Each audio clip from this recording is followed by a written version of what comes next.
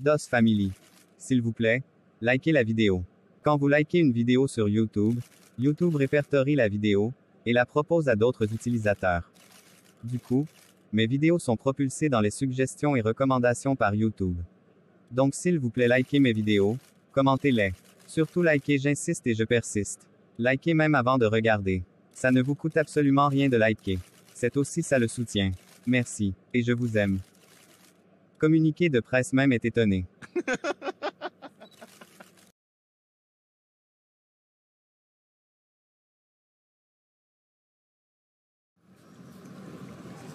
Après que Papa Obiang soit parti, Laura a fermé la porte à clé, et monta voir son mari dans la chambre. Bébé? Tu ne m'as pas parlé de cette rencontre avec Fabrice. Qu'est-ce qui s'est passé? Il est tellement hautain. C'est lui qui est dans la mauvaise position, et c'est lui qui mousse. Mais il ne me connaît pas bien. Je ne suis pas mon père, qui le fait taire avec des billets. Je vais lui faire bouffer la terre. Je peux faire quelque chose? Non. Je sais que tu as d'autres problèmes, mais il ne faut pas oublier les nôtres. Et si on allait à Kulamutu? Il y a quoi à Kulamutu? J'ai appris qu'il y a les grandes gangs là-bas. Je dis hein? On t'a envoyé? Tu veux me mettre dans la sorcellerie ou quoi?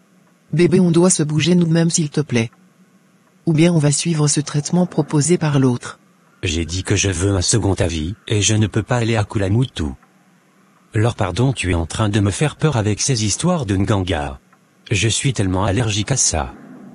Si ta tante a refusé d'aller voir un autre, va voir ton père, et demande-lui. Ok. Je vais lui demander. Maintenant, et si je m'occupais de toi? Pas ce soir s'il te plaît. Je ne suis pas en forme.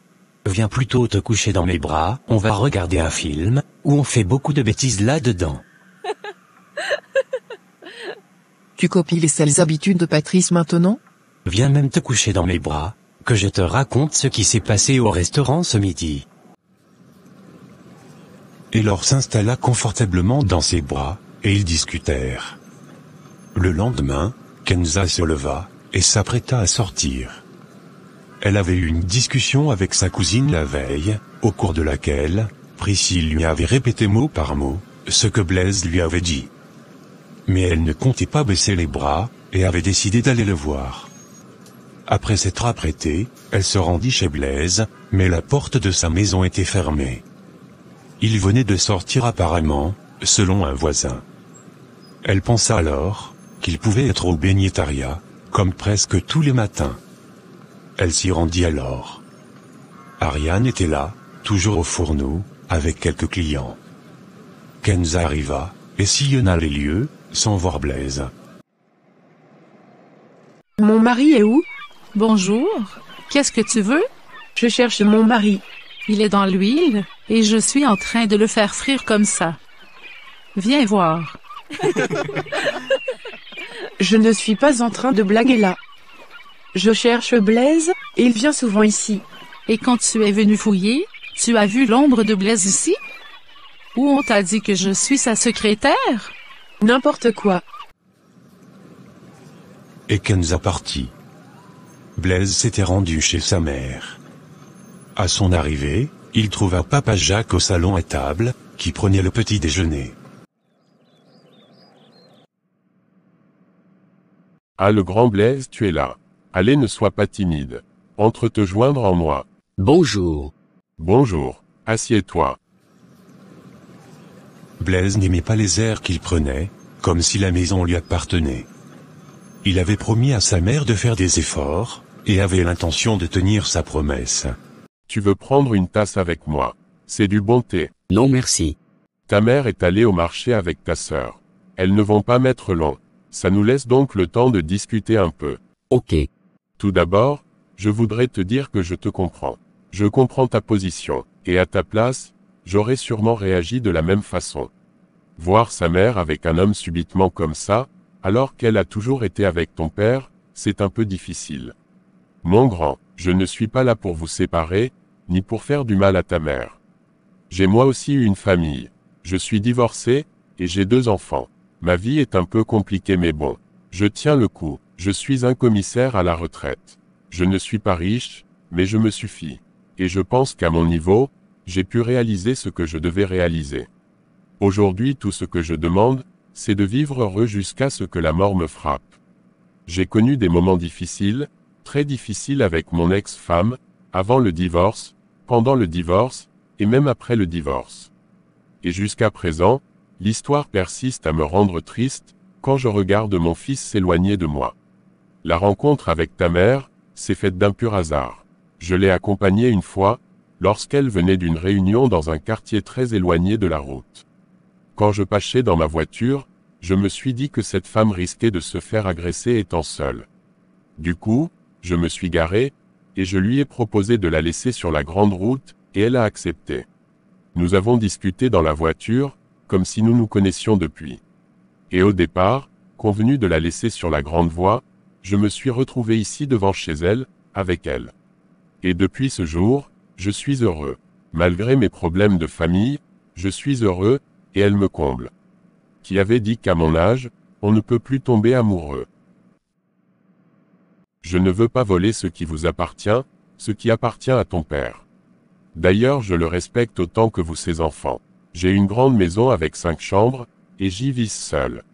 Ma fille vient rarement dormir chez moi. Tu n'as donc pas de raison de te méfier de moi.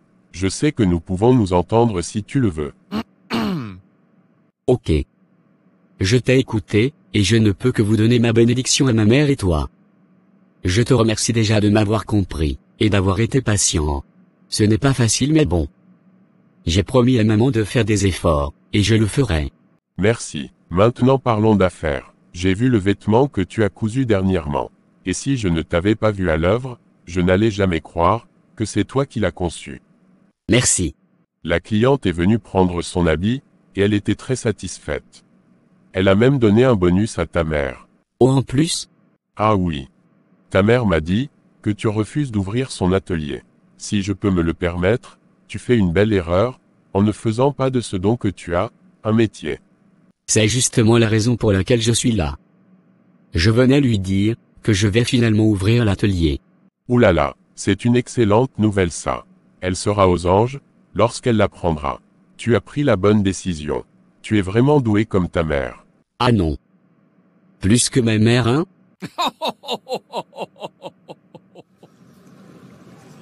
Maman et Sono arriva quelques instants après avec sa fille, et elles furent surprises de voir les deux hommes rire ensemble. Je peux savoir ce qui se passe ici? Ma chérie, ton fils a une bonne nouvelle à t'annoncer. Hein? Et comment se fait-il que c'était toi qui le dis? Écoute plutôt ce qu'il a à te dire, au lieu de poser des questions. Allez, vas-y Blaise mon grand. Oui, vas-y Blaise. Je suis tout oui. Tu t'appelles maman maintenant? Alors voilà maman. J'ai finalement décidé d'ouvrir ton atelier. Hein? C'est vrai ça? Ah mon bébé, mais quelle belle nouvelle! D'abord, tu vas arrêter de m'appeler mon bébé. Regarde comment tu me fous la honte. Ça va, je pars même. Je vais revenir après, pour que tu me donnes mes clés.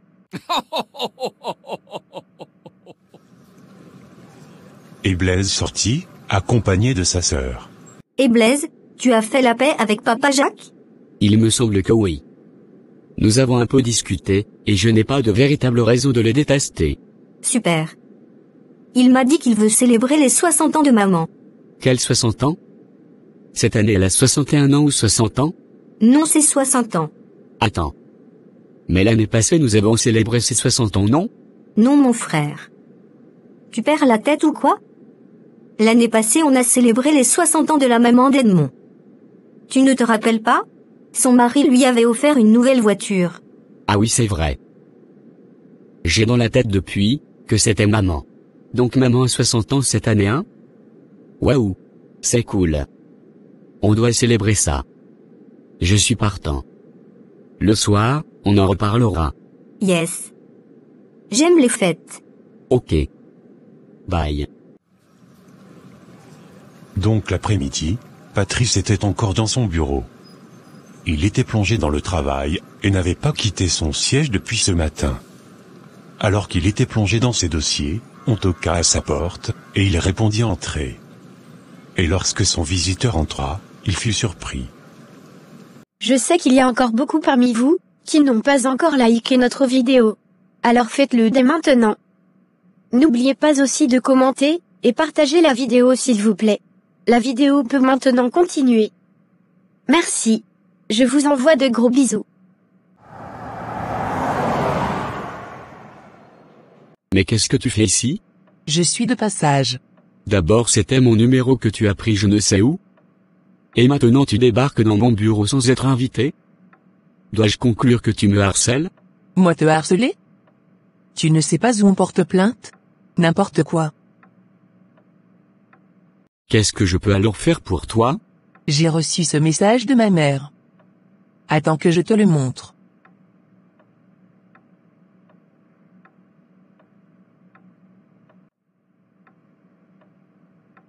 Coucou ma chérie. J'ai préparé du poulet fumé au niamboué, à la façon des ondos. Donc, tu peux inviter Patrice à venir manger. C'est la raison donc de ma visite. Patrice sourit, se leva, et fit les 100 pas, avant de dire. Donc si je veux bien comprendre. Tu t'es bien sapé, et payé ton taxi, pour venir jusqu'ici me faire lire un message de ta mère, alors que tu avais la possibilité de m'appeler, et me dire que ta mère m'invite à manger? Si je t'avais appelé, tu n'allais pas me croire. Mais tu pouvais me transmettre le message, ou même faire une capture d'écran à ma belle. Fous-moi la paix. Oh mon Dieu. Tu es déjà amoureuse de moi?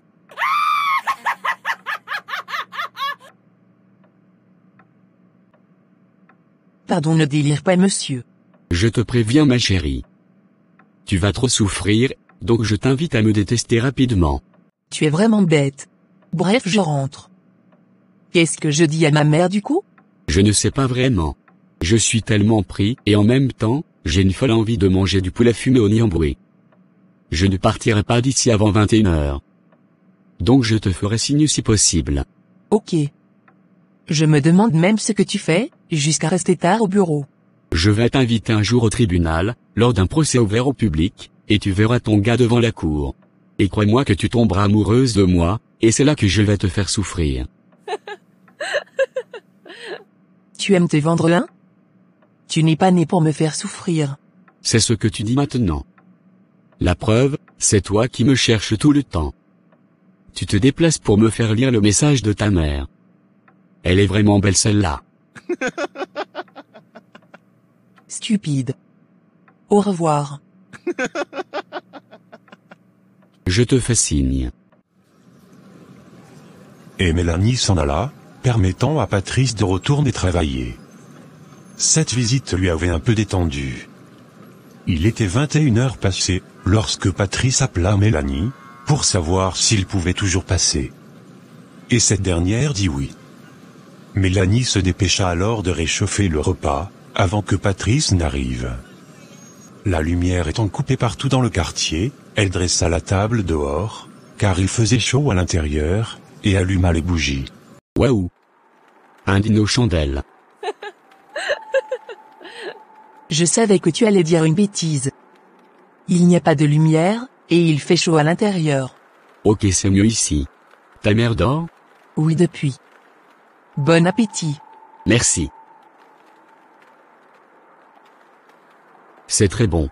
Je t'ai demandé l'autre jour, si ton frère et toi avaient le même père, et tu m'as dit oui. Tu m'as menti. Ce sont les histoires de famille, donc je n'aime pas en parler. Mais je sais tout. Figure-toi que Monsieur Obiang, le père de ton petit frère, est le père de mon meilleur ami Edmond. Ah bon? Waouh! Le monde est petit hein? Ouais. Donc je me retrouve entre mon ami, et ma belle famille entre guillemets. C'est donc l'occasion pour toi, d'insulter ma mère pour son infidélité. Mélanie, il y a des blagues et des blagues. On ne peut pas rire de tout. Je ne juge pas ta mère, et je ne la condamne pas non plus. Tu sais? Dans mon métier, on rencontre des histoires similaires, et d'autres pires, qu'il faut défendre.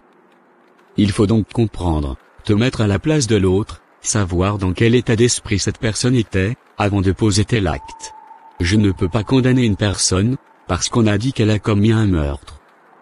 Ce n'est donc pas pour rien, qu'on permet toujours aux criminels de se défendre. Donc je ne juge pas ta mère. C'est cette histoire qui a été à l'origine de son divorce. Je n'étais pas là, mais je sais qu'elle a beaucoup souffert. Et je m'étais fâché contre mon père, de l'avoir répudié. Pourquoi? Lui aussi a souffert, non? Un autre à sa place, n'aurait pas divorcé. Il aurait gardé le secret, et continué sa vie. Mais ton père n'est pas un autre.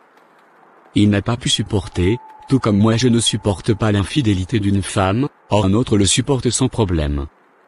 Et c'est comme ça. Il y a des gens même, qui divorcent pour des choses basiques, et on ne peut pas les en vouloir. Chacun a des limites au fait. Oui. J'ai compris ça après. Mais je suis inquiète pour mon père et ma mère, parce que cette affaire est en train de prendre une autre tournure. Oui. Surtout que ta mère à l'époque, était la copine de la mère de mon pote. Quoi? Sa copine? Je n'avais pas ce détail-là. Eh oui. Et lorsque Madame Obiang va apprendre ça, elle va rugir.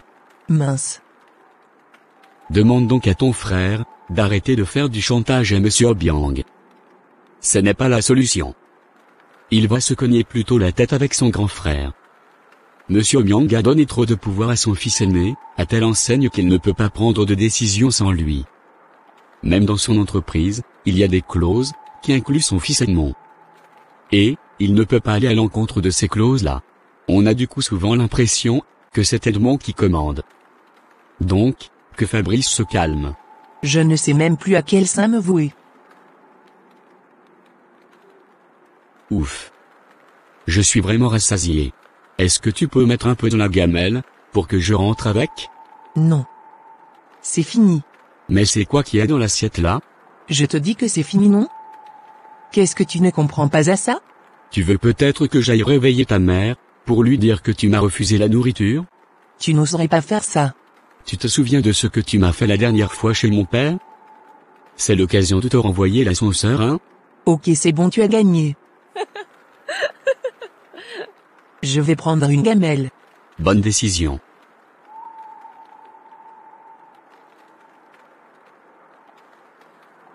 Merci beaucoup.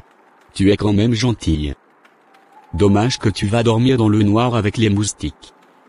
Je t'aurais bien invité chez moi, mais je n'aime pas les ronfleuses au lit. Imbécile, pars vite. Bonne nuit. Bonne nuit. Mélanie n'avait pas eu un sommeil apaisant, avec la chaleur de la nuit. Ce fut lorsque le courant vint en pleine nuit, qu'elle put dormir. Du coup, le réveil était lourd pour elle.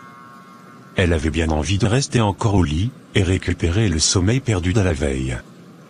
Mais hélas, elle avait cours ce matin. Assise en train de manger son petit déjeuner toute seule, sa mère se réveilla à son tour, et la rejoignit. Bonjour maman. Bonjour ma fille. Tu as bien dormi? Pas vraiment. J'ai encore sommeil. J'ai entendu la voix de Patrice hier. Il est finalement venu? Oui, il est venu maman. Et il m'a dit des choses, concernant ton histoire avec le papa de Fabrice. Tu ne m'avais pas dit, que tu as été copine avec la femme de Monsieur Obiang. Et ça aurait changé quoi si je te l'avais dit? Je ne sais pas, mais j'aurais voulu être informé, pour savoir comment te défendre face à tes détracteurs. Patrice en fait partie? Et comment il l'a su? Patrice n'a pas de position, bien que le fils de Monsieur Obiang soit son meilleur ami. Ah bon? Ça veut dire qu'ils sont déjà au courant? Oui. Mais pas sa mère. Et tu ne connais pas la meilleure. Ton fils fait du chantage à Monsieur Obiang, comme si quoi il ne le reconnaît pas, il va tout dire à sa femme. C'est ce que Patrice m'a dit. Et il m'a demandé de dire à Fabrice, de faire attention à son grand frère. Je sais ça, et ça me désole qu'il arrive jusque-là. Mais qu'est-ce qui arrive à ton frère? Pourquoi il fait ça? Ce garçon va à sa perte, oui. Donc il ne veut plus porter le nom de Maganga? Je vais avoir une conversation sérieuse avec lui. Patrice m'a bien fait savoir, que son ami n'est pas si doux comme son père. Quand il va se prendre son poing dans la figure, il va se calmer. Et si la femme de Monsieur Obiang reçoit cette nouvelle, ça va barder pour toi maman. Je n'ai pas peur de ça. Elle peut me faire ce qu'elle voudra. Ce qui m'inquiète, c'est mon fils. Elle peut vouloir lui faire du mal. Jusqu'à ce point maman? Qui va aimer un enfant, que son mari a fait dehors, encore plus avec une amie, à qui tu avais défendu de s'approcher de ton homme? Elle ne va pas s'arrêter qu'à me nuire. Elle va aussi utiliser Fabrice, pour me faire encore plus de mal. Cette histoire sent mauvais à distance. Je ferais mieux d'aller au travail maintenant. À ce soir, ma chérie. Moi aussi je dois sortir tout à l'heure. Mélanie se rendit alors à l'école où elle enseigne. Dans la grande cour de l'établissement, elle croisa son collègue et ami de promotion Achille. Et Achille, tu es toujours dans le lycée? C'est à toi que je dois poser cette question. Tu te fais bien rare. Et pourtant je suis là. Tu ne m'as pas cherché. Bon, après aussi, c'est vrai que je ne traîne plus au lycée après les cours. Dès que je finis, je suis parti. Comment vas-tu alors? Et ton nouveau quartier? Ça va. C'est plus proche du lycée. Je n'ai donc plus de tracasseries pour venir. Et de ton côté? Toujours avec Carlos? Il te rend belin? Pardon, il ne se passe rien entre nous. Je t'ai dit que je l'avais barré. Il ne m'intéresse pas en tant qu'homme. Mais en tant qu'ami, ça pourrait le faire. Sacré Maganga. Que tu peux être difficile? Je voyais ce jeune homme venir te chercher ici, et il pouvait le faire tous les jours, sans se fatiguer. Mais tout ça pour rien au finish. Tu n'as donc pas pitié de lui. De ses efforts. Est-ce que je lui demandais de venir me chercher moi? Bref. Sinon je pense qu'il est passé à autre chose. J'ai l'impression qu'il voit une autre femme, et j'espère que c'est le cas. C'est quand même une bonne personne. Mais le feeling n'est pas passé, et moi je ne force pas les choses. Je sors d'une relation qui m'a traumatisé, donc je préfère rester seule. D'accord. Ma petite sœur m'a dit que ton frère la torture, et elle compte arrêter la relation avant qu'il ne la quitte. Fabrice a pris la grosse tête, et c'est une longue histoire. Celle avec son nouveau père? C'est vrai que vous n'avez pas le même père? Les nouvelles vont vraiment vite. Oui, c'est vrai. Mais je te raconterai l'histoire un jour. Ok. Mais tu fais le tour de la famille, sans parler de toi. Allez, je t'écoute. La petite avec qui tu sors, ça se passe toujours bien comme les débuts, où tu me chantais l'amour à longueur de journée? Elle est là, et la relation se passe bien.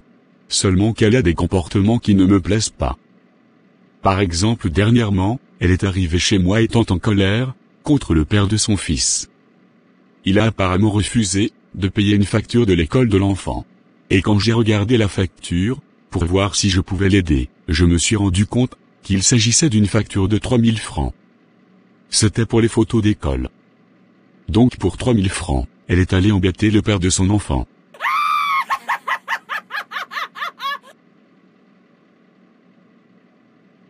Et elle était vraiment fâchée, hein? Jusqu'à même l'insulter d'incapable, de pauvre, et d'irresponsable. Et tout ça pour 3000 francs. J'étais tellement dépassé par ce comportement. Et quand je lui ai demandé si elle ne pouvait pas régler cette facture elle-même, elle me dit non, que c'est le devoir de son père. Ça m'a tellement énervé, que je l'ai chassée de chez moi ce jour-là. Pardon, ne me fais pas mourir de rire ce matin. J'ai une longue journée devant moi. Certaines femmes vraiment. 3000 francs? Je te dis. Et elle m'a dit que je le défendais, parce que je suis un irresponsable, comme le père de son fils. Tu écoutes ça? Mais si elle ne s'excuse pas, qu'elle ne vienne plus chez moi. D'ailleurs même, il faut que je réfléchisse bien sur cette relation. Parce que je ne veux pas épouser une fille, pour qu'elle vienne me trouver dans la salle de classe en plein cours avec mes élèves, et me demander l'argent des allumettes.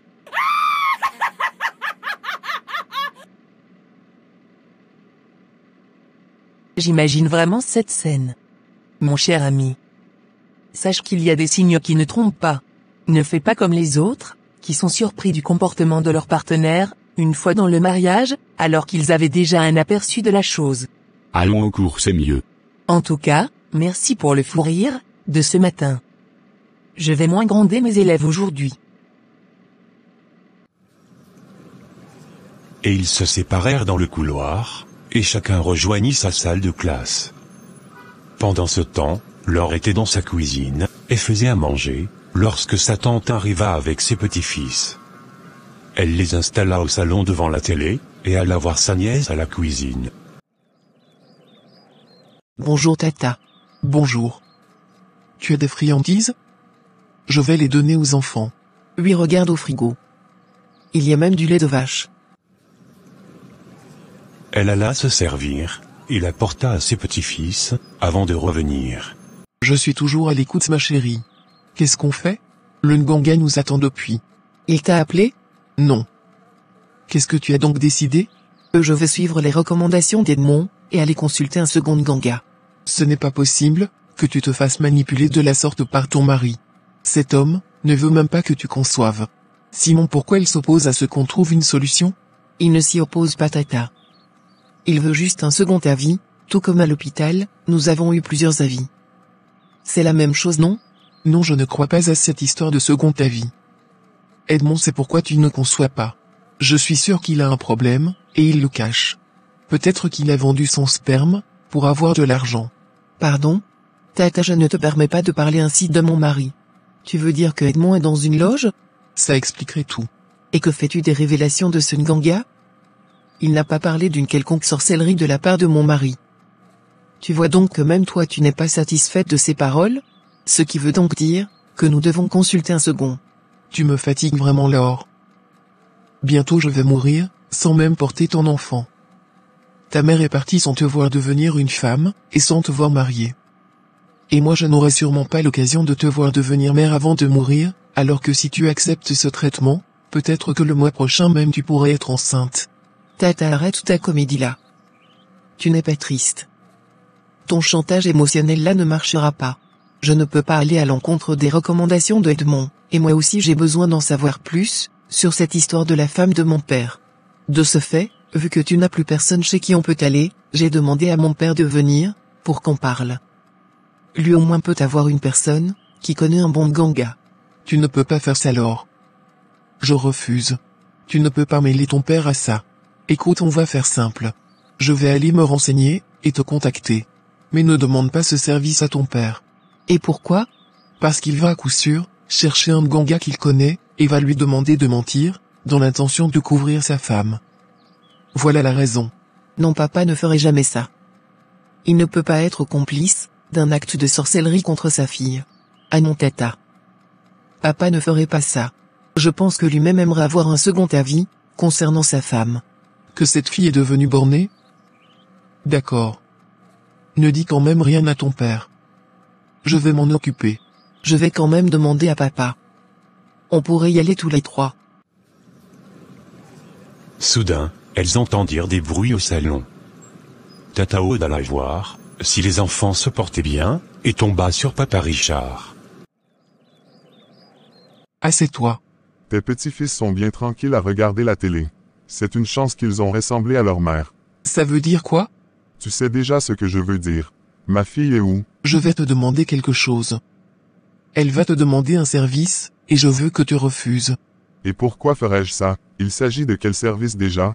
Elle veut rencontrer un autre Nganga, et je vais m'en occuper. Je ne veux pas que tu te mêles de ça. C'est même une très bonne idée. Comme ça, on verra s'il va tenir le même discours que l'autre. Tu ne peux pas me mettre à l'écart. Je suis concerné, car c'est ma fille la victime, tu sembles oublier. Je ne l'oublie pas. Tu auras la vérité, mais pas de cette façon.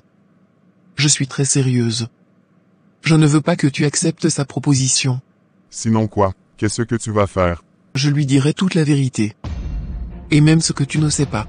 Tu as autant à perdre que moi, Aude. Mais à la différence de toi, je sais comment m'en sortir. Pourtant toi non. De quelle vérité parlez-vous?